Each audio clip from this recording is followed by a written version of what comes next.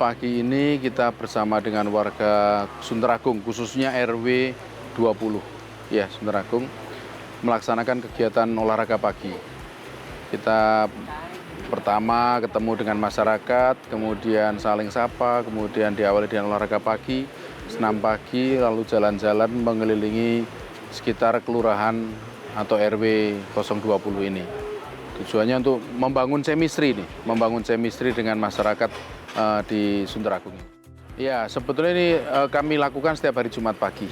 Ya, selalu hari Jumat pagi.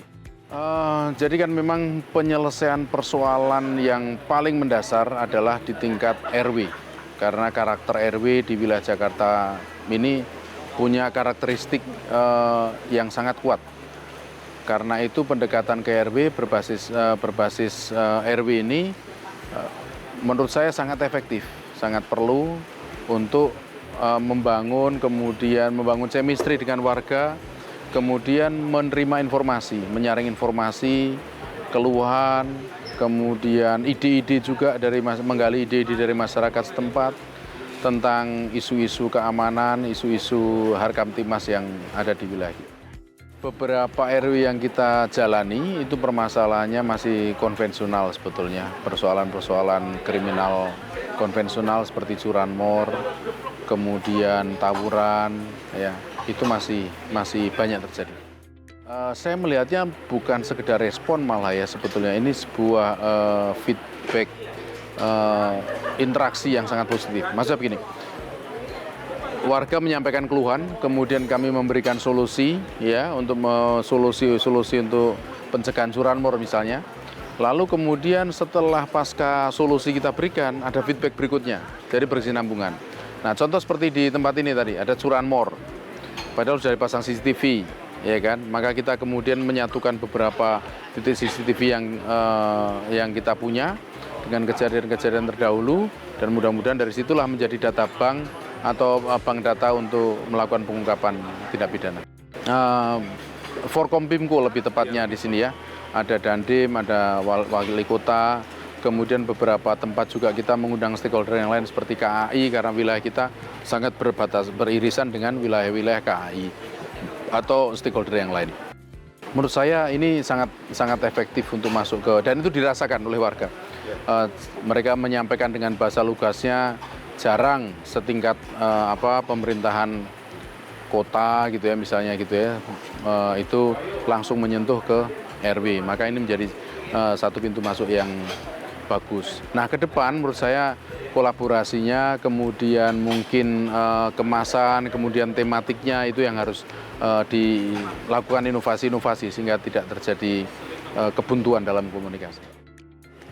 Untuk penguatan rembuk warga ya. Untuk penguatan rembuk warga kita akan gabungkan dengan banyak juga masukan dari masyarakat itu melakukan patroli bersama di level RW.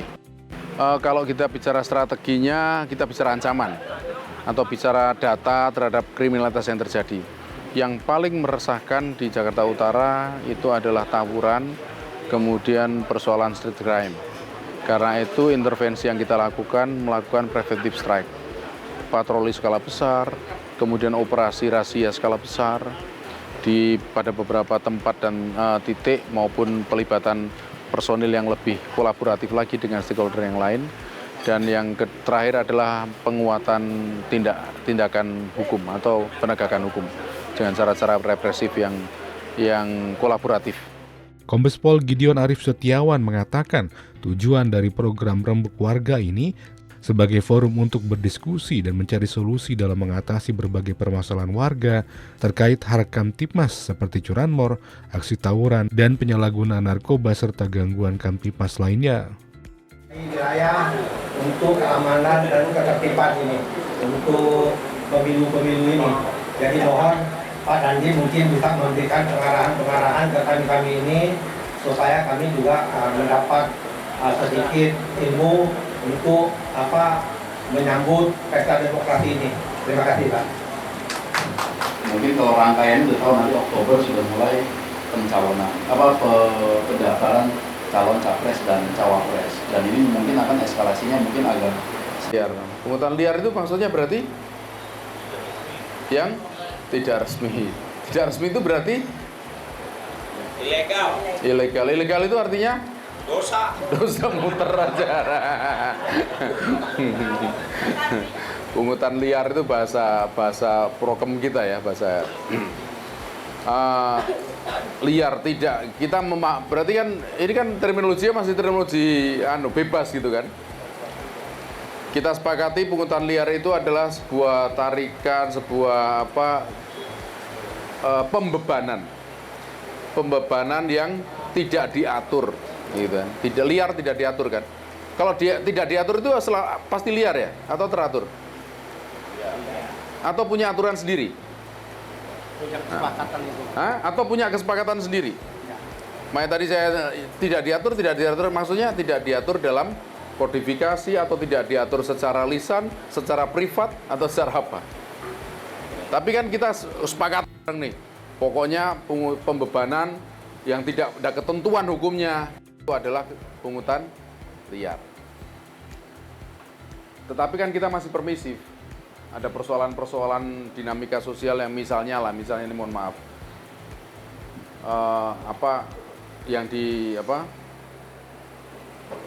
yang bantu muterin U-turn itu misalnya, ya kan? Ya, bantu Pak Oga itu misalnya. Konteksnya kan memang itu pembebanan yang tidak diatur, ya kan? Tapi pengguna jalan mungkin merasa juga dibantu. Nah, itu. Tapi kalau dia memaksa, kemudian ada lagi yang modusnya nuker aqua 10.000 dijual 20.000, ya itu pembebanan namanya. Nggak boleh. Sama dengan konteksnya lingkungan misalnya, lingkungan. Saya belum tahu persis yang Bapak alami, kemudian mau hampir nginep Pak ya. Nanti kalau nginep di ruangan saya aja Pak, ada sofanya.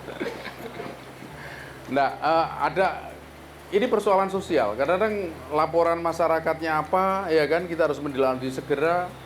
Nah, kemudian dilakukan pengamanan untuk meminta keterangan. Ya sementara itulah dilakukan klarifikasi.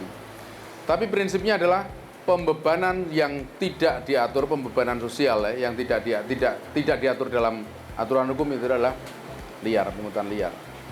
Nah, konteksnya gimana kalau misalnya menerima, tadi Bapak tanya, menerima sesuatu dari pengusaha yang kemudian tidak ada paksaan.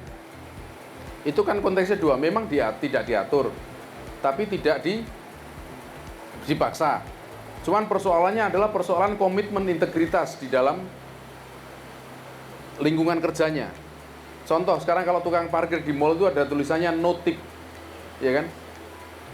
Kebetulan saya juga punya usaha dikit-dikit lah.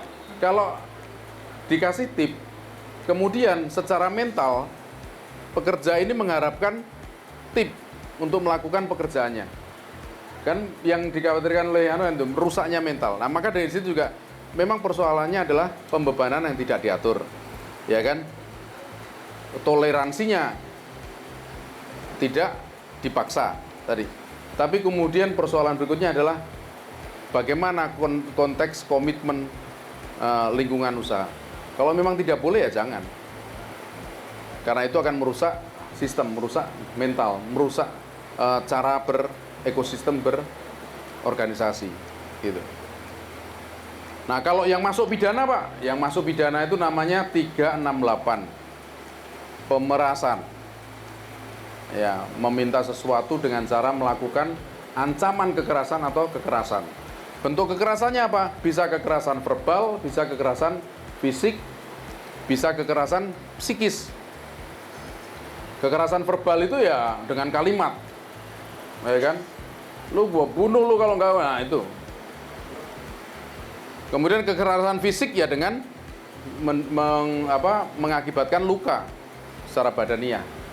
Dan kekerasan psikis, misalnya lu pulang lewat mana? Nah, misalnya itu bisa menjadi konteks kekerasan psikis dalam konteks komunikasi. Tapi kalau nanyanya sama pacarnya, Dek lu pulang lewat mana? Nah, ya itu bukan kekerasan psikis. Kalimat yang sama diucapkan oleh orang berbeda dalam konteks yang berbeda, maknanya bisa beda.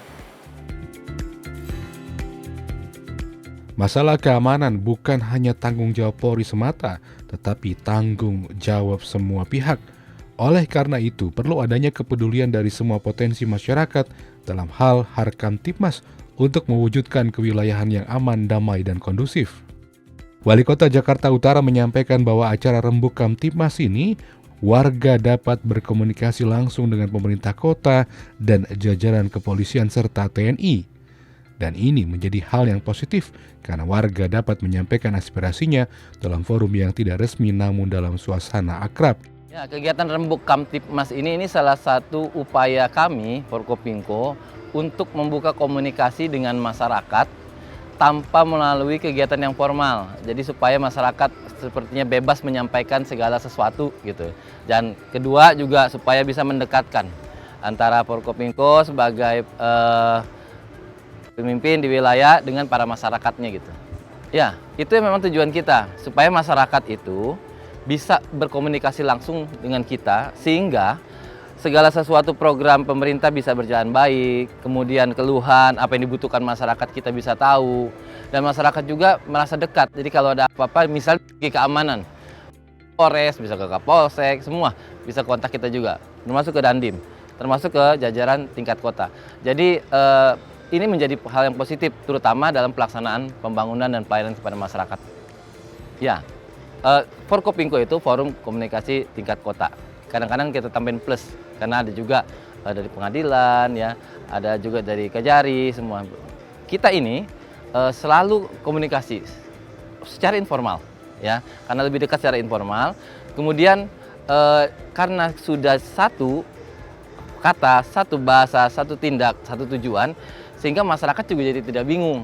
Ya, kalau ada hal-hal yang memang akan kita laksanakan bersama dalam pelaksanaan pelayanan kepada masyarakat, masyarakat juga lebih nyaman, lebih tenang dan lebih jelas apa yang kira-kira akan dilaksanakan kegiatan-kegiatan secara bersama-sama, berkolaborasi kita. Jadi Rembuk Warga ini ada salah satu kegiatan yang positif yang diupayakan oleh kita yang tidak bisa berjalan maksimal kalau warganya juga tidak welcome dan respon. Jadi, alhamdulillah kegiatan kita untuk mendekatkan kepada masyarakat, komunikasi kita buka seluas-luasnya dengan apa saja yang bisa disampaikan, didiskusikan, apa saja yang bisa dikeluhkan dan kita jawab, apa juga program pemerintah yang perlu didukung oleh warga dan masyarakat. Ini menjadi kegiatan positif. Mudah-mudahan ini bisa berlanjut. Dan saya sangat berterima kasih dengan jajaran itu kompak kami, sehingga masyarakat itu benar-benar bisa terayomi dan masyarakat juga bisa benar-benar merasa dekat dengan kita. Apa saja keluhan mereka tidak sungkan.